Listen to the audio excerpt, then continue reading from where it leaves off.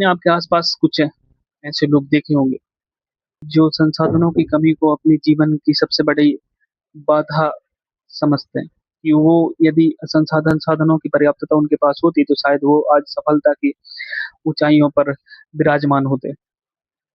मैं एक चीज मानता हूँ कि जीवन का आनंद जो है वो अभाव के प्रभाव में निहित है। जैसे आपको हमेशा से पर्याप्त मात्रा में संसाधनों की आपूर्ति नहीं हो सकती, क्योंकि आप जिस जगह पर रह रहे हैं यह समस्त संसार किसी न किसी चीज की कमी को लेकर ही चल रहा है।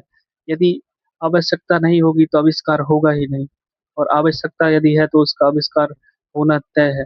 यही केवल संसाधन ही तय नहीं करते कि आप अपने लक्ष्यों को भेज सकते हैं या नहीं। इसका अप्रतिम उदाहरण है महाभारत काल में एकलव्य, जिनको शिक्षा के रूप में केवल और केवल ताना मिला था। उनने अपने गुरुदेव को सिर्फ मूर्ति रूप में देखकर ही सब विद्याएं सीख ली थी।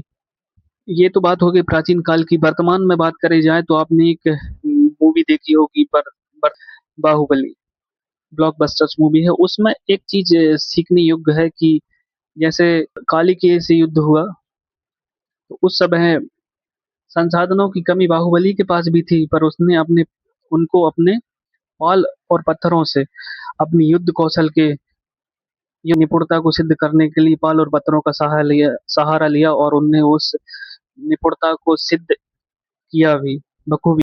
अर्थात केवल और केवल आपकी मानसिकता और संसाधनों का प्रयोग किस प्रकार से आप करते हैं, यह तय करता है कि परिणाम आपके पक्ष में आएंगे या नहीं आएंगे। प्रबंधन के क्षेत्र में भी कहते हैं कि आपका प्रबंधन तभी किया जाता है कि मिनिमम इनपुट और मैक्सिमम आउटपुट ये तय करता है कि आपका प्रबंधन कैसा है।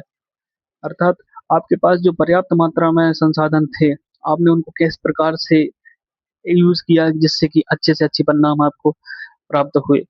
मुद्दे की बात केवल और केवल बस इतनी है कि आपको एडवांस संसाधन की आवश्यकता नहीं, आपको आवश्यकता है उचित संसाधनों की,